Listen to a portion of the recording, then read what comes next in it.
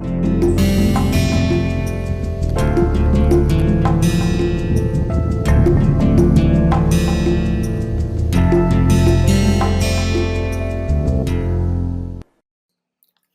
and welcome to another lecture session of Introduction to Astrophysical Fluids.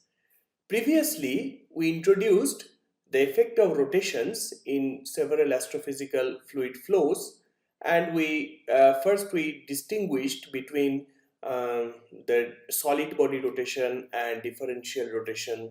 Then also we showed that under certain criterion a system can sustain a differential rotation, and we call that release criterion of stability. Okay, and then also we showed that it is very important to study the hydrodynamics of of a system, for example of an astrophysical system, with respect to a rotational frame of reference. For example, that's very important for us because we are living on Earth, and if we observe something, so either on the surface of Earth or we study something exterior to the Earth, in both cases we are studying the system from a rotational frame of reference, right? And of course, from a non-inertial frame of reference. Of course, when we are talking about the studying something which is taking place outside Earth, this is not really, this will not, the effect is a bit complicated to take in.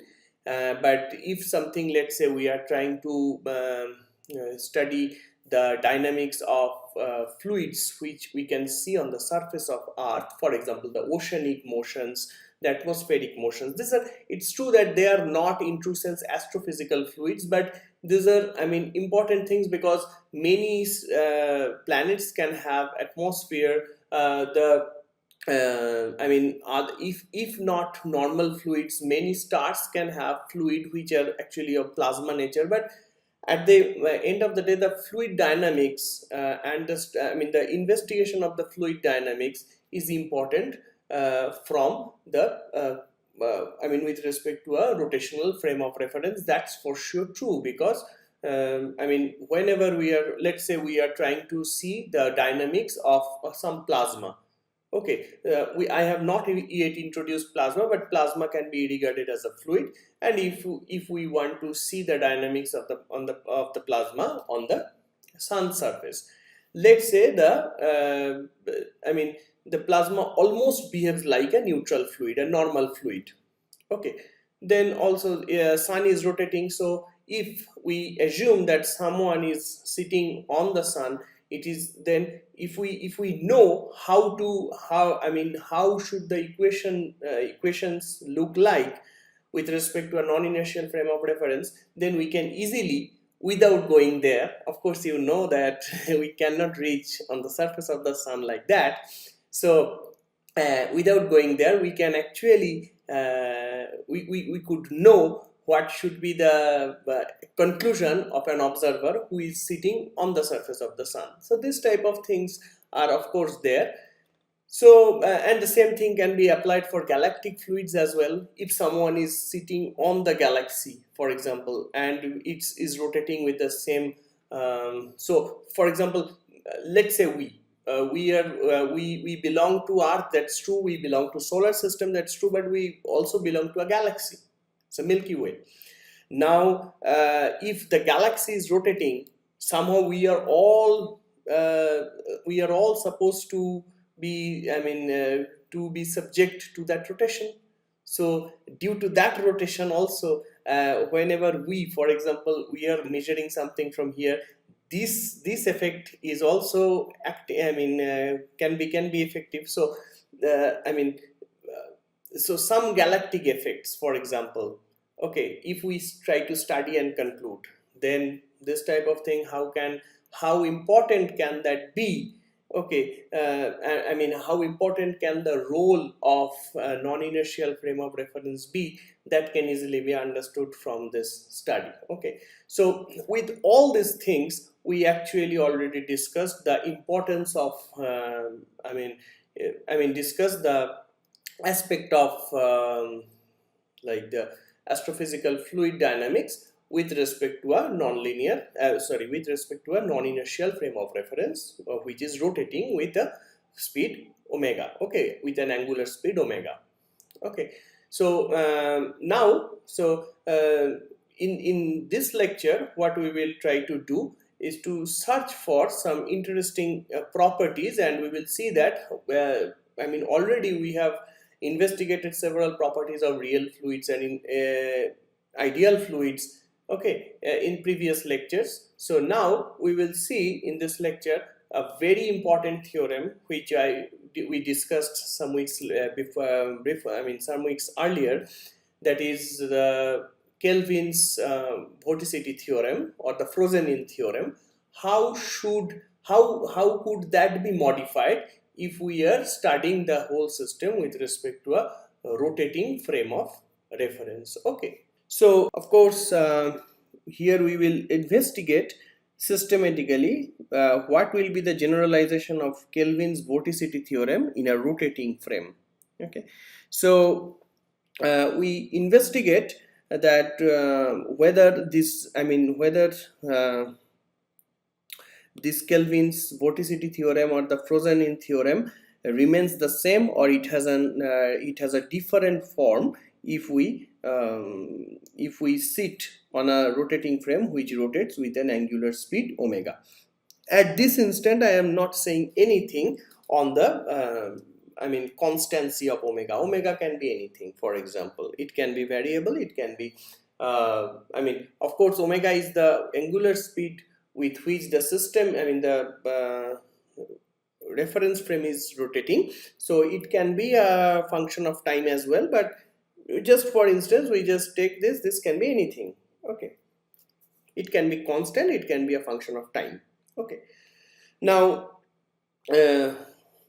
for the whole treatment we will just constrain ourselves in the case of incompressible fluids with negligible viscosity. That means incompressible and ideal fluids. And now you know that maybe incompressible fluid is not a very reasonable assumption for galactic or interstellar medium, but at least for oceanic fluids and atmospheric fluids, incompressibility is certainly a good approximation. And ideal fluids are is a very reasonable approximation for most of the astrophysical fluids. And so if we just remember that what was the form of Kelvin's vorticity theorem for an ideal and incompressible fluid, we can actually simply write that this is nothing but del omega del t is equal to curl of v cross omega was the general form of this the equation which should be satisfied for a quantity whose flux to be conserved in time, right, with a fluid element. So that was the frozen-in theorem. So frozen-in theorem simply says that if we have a vector field omega which satisfies this type of partial differential equation, okay, where v is the fluid velocity. Okay, omega can be anything. Here omega is eventually equal to the curl of the velocity field. Okay, and if this is true, then ddt of integration omega dot ds will be equal to 0. That means the flux through any surface, okay, the flux through any surface along the trajectory of a fluid particle, okay, that's why this ddt appears, will be constant. That means ddt of this term will be 0. So that was the statement for frozen-in theorem, and we said that, for example, if this is the vorticity line, so that is the circulation is actually something which is conserved in a fluid, in an ideal incompressible fluid. And actually we also showed that this form is true for not only ideal incompressible fluid but also for ideal barotrophic fluid as well. Here we are just we are happy to see the case for ideal incompressible fluid. Okay, Now here you can actually see that if you remember just what we discussed in the previous lecture, that with respect to a non-inertial or rotating frame of reference, the equation of the momentum evolution should be written in this form: del v del t, and this v dot nabla v, that is the advection term, should be always written like this: gradient of v square by 2 minus v cross omega. And here you can see this minus v cross omega is here, and this term is going to the other side. Okay, so here, so minus gradient of v square by 2, and so you can see that this is the pressure gradient term. So since we are taking incompressible fluid, so rho comes inside the gradient operator, and this minus gradient of phi is nothing but the potential due to the body force, which is conservative. For our case, it can be gravity, for example. And if you also remember, this is nothing but the centrifugal acceleration term.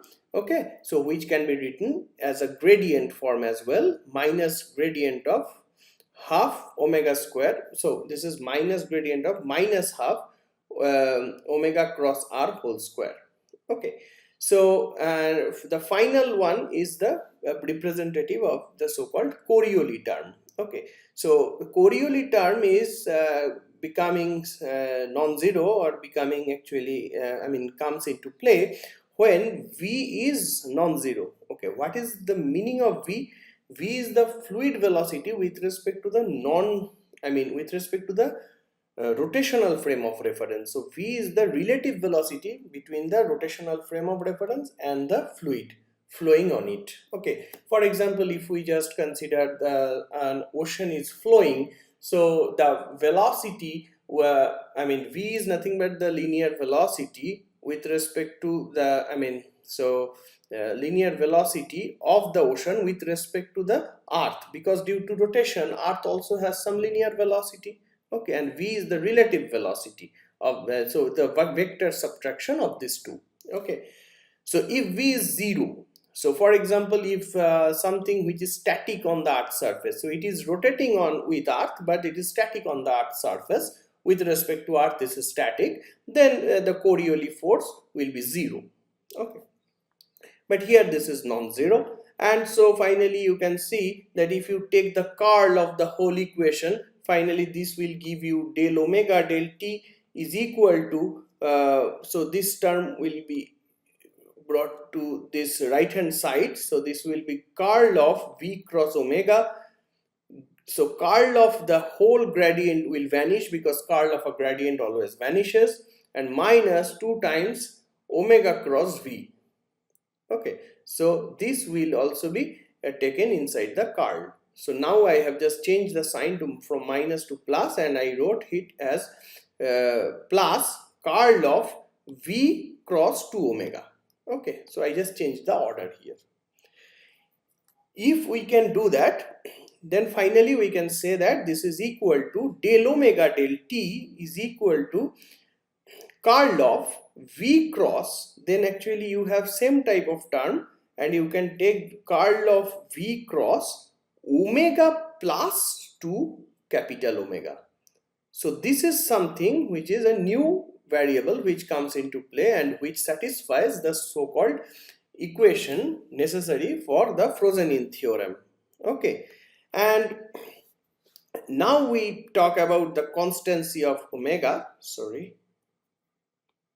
We talk about the constancy of omega. So if omega is constant, then one can simply write that we can actually take this del omega del t is nothing but equal to del t of omega plus 2 capital omega, because capital omega doesn't have any explicit time dependence. So del capital omega del t is 0, so I can add some 0 over here without any problem. So the final equation should look like very looks like very elegant, and it is now saying that it is not omega but omega plus 2 capital omega, which is practically satisfying the equation necessary for the Frozen-in theorem. And this is known as the generalized generalized vorticity theorem or Bjerknes theorem, who gave this theorem and actually proved this theorem in 1937. Okay. Now, from this equation, what is the first thing you can see, even from this equation? Now, if you remember this form, if I said that, we also discussed that if the initial vorticity is 0, okay, then del omega del t is 0. So, if the initial vorticity is 0, then del omega del t remains to be 0 and del omega del t is 0 and omega remains to be 0. So, for an ideal and incompressible fluid, if the initial vorticity is 0, the fluid is actually an irrotational flow as well. Okay. Now, is it the same case for a fluid with rotation? The answer is no. Because if your initial velocity, vorticity is omega is 0, you still have this 2 times capital omega, which is there. So that will give you a finite non-zero del omega del t. So even when your initial vorticity is 0, just due to the global rotation, okay, because you are just due to the rotation of the frame of reference, basically not the global rotation, sorry. Okay, because you are seeing or studying the system with respect to rotating frame of reference, due to your rotation, basically the system will develop some vorticity inside it, and this is exactly the thing which happens when you are studying in some laboratory experiment, some fluid dynamics experiment on Earth. Because so for example, on Earth, sorry, in a rotating system, okay, of course the rotation of course, as we saw that the effect of the rotation of Earth is negligible in this case, so that is not the thing. But what I am trying to say that if you make a setup where the setup is rotating with an important omega, then even if the initial vorticity is absent, then with time you will see that inside the fluid you can see the vorticities to be developing. Okay. So, that is a stark difference between the normal frozen-in theorem and this frozen-in theorem for the case of rotating fluids. Okay, so now you see that from a rotational frame of reference, then what happens, that the vector omega plus 2 capital omega satisfies the frozen-in theorem. So now what is the meaning of frozen-in theorem? That means ddt of integration omega plus 2 capital omega dot ds is equal to 0. So the flux, surface flux of this quantity will be 0. Will be constant or will be invariant in time. Of course, if we are following the trajectory of a fluid element, because this is, once again, this is Lagrangian derivative, right? Now, from equation 1, so this equation, from equation 1, one can see that even if the initial fluid vorticity is 0, the fluid will develop vertical motion by virtue of omega. That we already have discussed. Now the second point is very interesting, that if the fluid is not rotating relative to the frame, but by some means locally this fluid is squeezed to spread in a thinner layer, then what happens? Then of course its area will increase, and if its area will increase, then if the fluid doesn't have some considerable vorticity on its own, then this thing will approximately be nothing but integration s 2 times omega dot ds. Now if your total area increases, then this flux will also increases, right? This flux will increase, so this one increase, and till now there is no small omega, but we know that ddt of integration omega dot ds should be 0, right? And that is true for the fluid element, right? Because that is true because at that point there is no omega, there is no small omega. So this should satisfy the frozen-in theorem. And if this is true, then the system should develop some small omega, so that the small omega practically opposes this capital omega to keep this 2 omega plus small 2 capital omega plus small omega dot ds integrated over s is conserved along the trajectory of a fluid element in time. Okay, so this is, so this is what I am trying to say, is that just because due to this generalized Bjerknes theorem or generalized Frozen theorem, you can actually see that the system should develop some omega by the virtue of this omega. Okay, so this is exactly the mechanism by which very frequently cyclonic storms are produced in Earth's atmosphere. Okay, and actually, to be very honest, this is not only the case of Earth. In planetary atmosphere, in stellar atmosphere, sometimes this type of things are forming. Okay, as very simplistic behavior can be explained. Explanation of this behavior can be done using this type of analytical tool. Okay. Now, in astrophysical context, is this important? Yes, because in rotating stars may produce also local cyclones on their surface. So that's exactly what I said. Okay. So this is also a very interesting domain of research. You can again see over internet the papers and the ongoing research works on this topic. Okay. Now, after this topic, in the second part of this discussion, I will just, I could have divided the whole discussion in two parts, but this Taylor-Proudman theorem is almost very much linked with the previous discussion. So that's why I am just doing this in one single lecture. So we just have seen that for a rotational frame of reference, okay, when we are talking about with respect to a rotational frame of reference which is moving with some angular speed omega, the Frozen theorem is true for this quantity.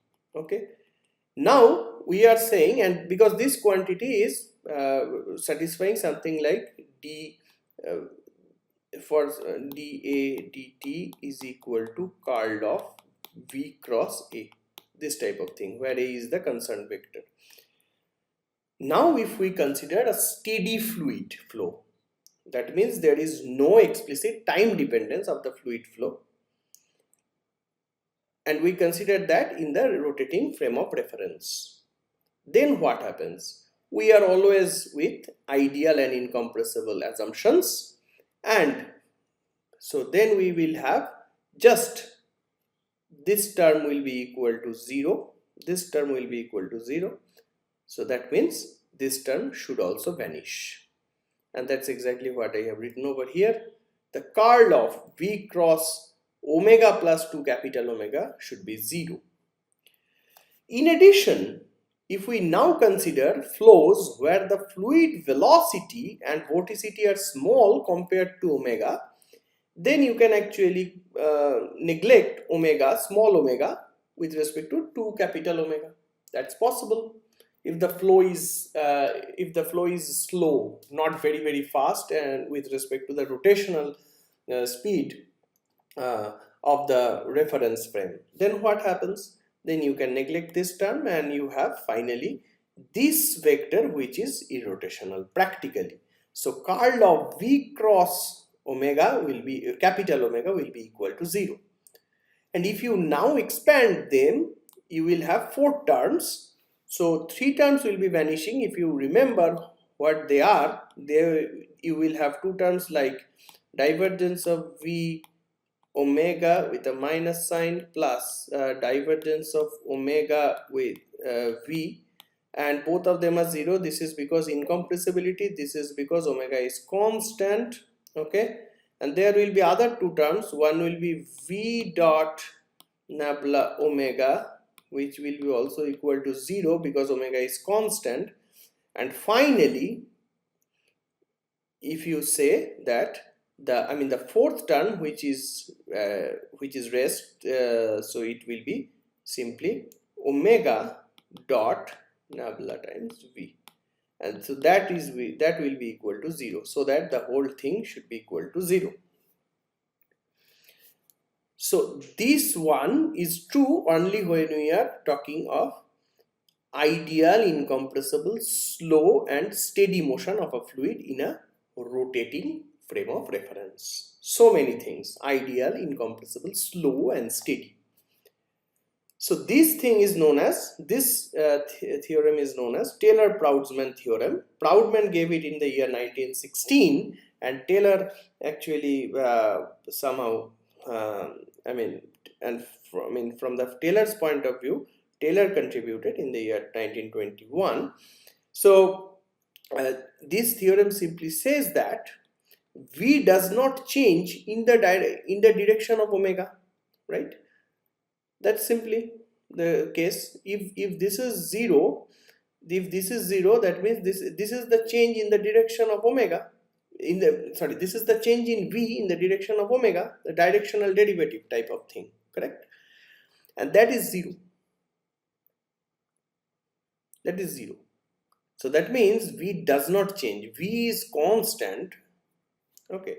So it simply says that parallel to the rotation axis, slow and steady flows, of course ideal and incompressible flows, they remain invariant. And what is the effect of that? For that, I will tell you something here by drawing. So let's say if you have a vessel and some fluid is moving. Okay. Now let me take this color. Let's say you have a small cylindrical capsule type of thing which is fixed over here. Now the fluid is when the fluid is steady, let's say the fluid is, first of all, is steadily developing. Okay, so there is no problem, everything is steady. So the fluid is just moving like a solid body along with respect to this direction. Okay, and this is the axis of the rotation. Now let's say there is no problem, everything is rotating with the same angular speed. Now let's say suddenly the fluid's angular velocity of the system or the container vessel is increased suddenly. So the water's viscosity is not that strong, so the water actually takes some time. Okay, maybe I have said water, I have not previously said water. The fluid is inside, does not have, let's say, very strong viscosity. So that's why the fluid will take some time, so that the solid body type of rotation again gets re-established. But between these two, what happens that this fluid will have some, the fluid is the fluid is very, very slow. So that means the vessel is assumed to be rotating with some angular speed omega, and with respect to this omega, with respect to this omega, the omega which is just developed inside the body because of the small perturbation is very, very small. Okay, and so that's why we can easily use Taylor-Proudman theorem. So Taylor-Proudman theorem says that parallel to this axis, the fluid flow nature will be always unchanged. Now let's say I have this obstacle over here, so the fluid will always try to skirt the obstacle here, but it is what can in general be expected, that the fluid which will be far from this obstacle will not be considering the effect of this obstacle. But it is seen that since this is parallel to the direction of the rotation, okay, and here in this part you have this type of motion, the motion is actually totally followed even when you are at a higher layer in the fluid. So finally you will see there will be a column actually, okay, the column even much more, containing much more higher layers.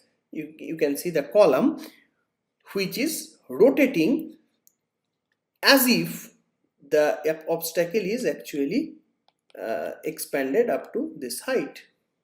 Okay, so this is the Taylor-Proudman theorem. So exactly the same thing sometimes the aircrafts they face, that let's say you have some obstacle, or you have some hill or mountain type of thing, and due to that they have some so this type of thing, and if let's say that due to the rotation or something, if the fluid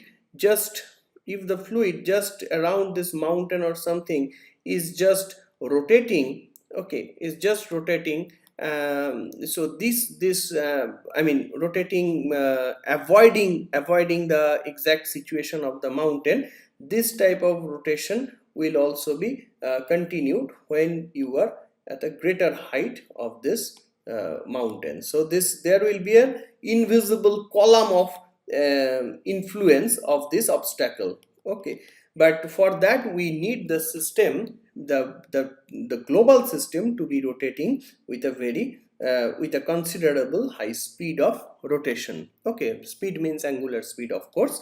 And here you see that this invisible column, which basically gives the effect of this obstacle, is known as the Taylor's column.